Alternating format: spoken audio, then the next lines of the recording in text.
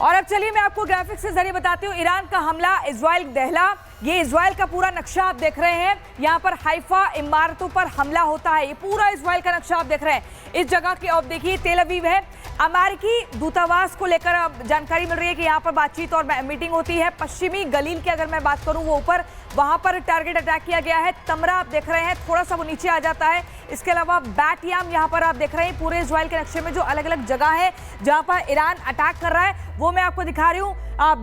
Barack की अगर हम बात करें तो वो भी टारगेट किया गया है। तो लगातार टारगेटेड अटैक कर रहा है ईरान की, जहां पर इजराइल को सबसे ज़्यादा नुकसान हो, इजराइल को सबसे ज़्यादा तबाही का एहसास हो, क्योंकि ऐसा ही काम जो है वो इजराइल ने भी किया। ईरान की चाहे वैज्ञानिकों को टारगेट पर करना हो या फिर उन परमाणु स्थलों की बात करें, सैन्य स्थलों की बात करें, 5 चरणों में अटैक किया और उसी रणनीति को अब ईरान भी अपनाता हुआ दिख रहा है। कि आखिरकार जो हमला है वो अब तक का सबसे बड़ा हमला क्यों माना जा रहा है, क्योंकि सबसे ज्यादा तबाही भी देखने को मिल रही है। हमले के बाद इजराइल में सिर्फ और सिर्फ सायरन की आवाज सुनाई दे रही है। 30 मिसाइलें बताई जा रही हैं, 30 मिसाइलों से यहां पर हमला किया गया है। इस हमले में ज्यादा से ज्यादा नुकसान होने की संभावना इसलिए भी जताई जा रही है क्योंकि तस्वीरें बहुत कुछ बयां कर रही हैं कि आखिरकार तेल अवीव से लेकर के हाइफा तक जब ये हमला हुआ है तो किस तरीके से नुकसान पहुंचा है। इमारतें आपको जरूर अभी नजर आ रही है, लेकिन जिस तरीके से यहाँ पर आग और धुएं का गुबार है वो साफ ये कहता है कि आने वाले वक्त में ये भी खंडर में तब्दील हो जाएंगी, क्योंकि तेल अवीव की कई जगहों से ऐसी ही तस्वीरें सामने आ रही हैं जहां पहले घर होते थे, जहां लोग रहते थे, लेकिन अब वो पूरी तरीके से खंडर में तब्दील हो गए हैं। तेल अवीव को लेकर के बताया जा रहा है कि सबसे ज्यादा नुकसान यहां पर हुआ है। तेल अवीव नहीं, बैट याम हो या फिर उसके अलावा हाइफा हो, हर जगह ईरान के द्वारा अटैक किया जा रहा है। ये एक तस्वीर और देख लीजिए, ये इजराइल का वही हॉस्पिटल है जिस पर बैलिस्टिक मिसाइल से हमला किया गया है और ये पूरी तरीके से तबाह हो गया है। थोड़ी देर पहले हमने आपको इसके अंदर की तस्वीरें भी दिखाई थी जहां पर लोग अफरा तफरी के माहौल में नजर आते हैं, भागते हुए नजर आते हैं। अब उसके बाहर की तस्वीर देखिए, ये हॉस्पिटल पूरी तरीके से तबाह हो गया है। ईरान ने टारगेटेड अटैक किया है इस पर और उसके बाद ये तस्वीर बदल गई है। ईरान के हमले से इजराइल में जो अस्पताल को नुकसान पहुंचा है उसका सीधा सा मतलब ये है कि अगर कोई अस्पताल जाता है अपनी जान बचाने के लिए तो वहां पर भी सब कुछ इस तरीके से ध्वस्त किया जाए, उनकी रीढ़ की हड्डी को इस तरीके से तोड़ा जाए कि वो किसी भी आश्रय को ना ले पाए। हालांकि सायरन जैसे ही बजते हैं वहां लोग सुरक्षित जगहों पर चले जाते हैं। उन्हें बार बार ये निर्देश भी दिए जा रहे हैं कि आप सुरक्षित जगहों पर जाइए, वहां रुकिए, लेकिन जब तक ये सब कुछ हो पाता तब तक ये बड़ा अटैक ईरान की तरफ से किया गया। अब तक का सबसे बड़ा हमला इसे माना जा रहा है। 30 बैलिस्टिक मिसाइल एक साथ दागी गई हैं ताकि ज्यादा से ज्यादा नुकसान किया जा सके। आज 7 दिन हो गए हैं और इस 7 दिन के बाद ये मंजर देखिए कि किस तरीके से यहाँ सब कुछ तबाही के निशान छोड़ते हुए नजर आ रहा है। अस्पताल है, घर है, बिल्डिंग है, ऑफिसेज हैं। ईरान में बस ऐसी ही तस्वीरें आ रही हैं तो इजराइल में भी अब आप ऐसी ही तस्वीरें देख पा रहे हैं। इजराइल किस तरीके से दहल गया है। इजराइल पर ईरान की तरफ से करीब 30 बैलिस्टिक मिसाइल दागी गई है। दक्षिण इजराइल के सबसे बड़े अस्पताल पर मिसाइल अटैक किया गया है। दक्षिण इजराइल के सोरोका में अस्पताल मिसाइल हमला हुआ है। ईरान के मिसाइल हमले में कई लोगों के घायल होने की जानकारी भी मिल रही है।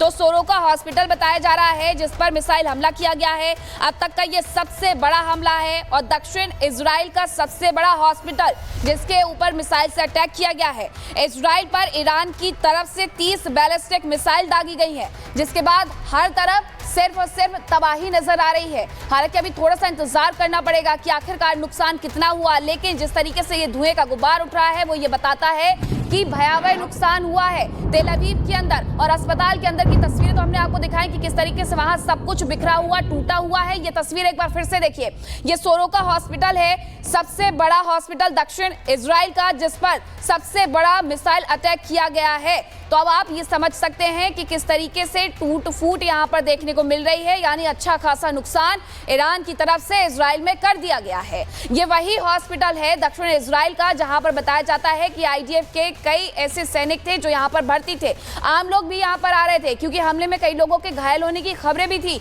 लेकिन अब ये रीढ़ की हड्डी तोड़ने जैसा है कि दक्षिण इजराइल में एक बड़ा अटैक किया जाए, वहां पर व्यवस्थाओं को चरमरा दिया जाए ताकि वहां तक लोग पहुंच ही ना सके। अब एक और तस्वीर तेल अवीव की देख लीजिए कि इसके बाद किस तरीके से आग हर तरफ लगी हुई है। बिल्डिंग जो है वो धराशायी नजर आ रही है, टूटी हुई नजर आ रही है, आग दिखती हुई नजर आ रही है, यानी बड़ा नुकसान ईरान ने इजराइल का किया है। अब ये इजराइल इनकार नहीं कर सकता इस बात से।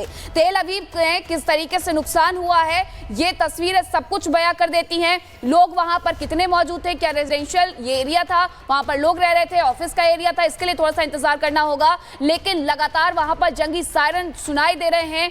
ईरान के हमले से भारी तबाही के बाद इजराइल में सब कुछ बदल चुका है। तेल अवीव की सूरत हाल बदल चुके हैं और ये बताता है कि अब तेल अवीव में बहुत कुछ नुकसान अब तक हो चुका है।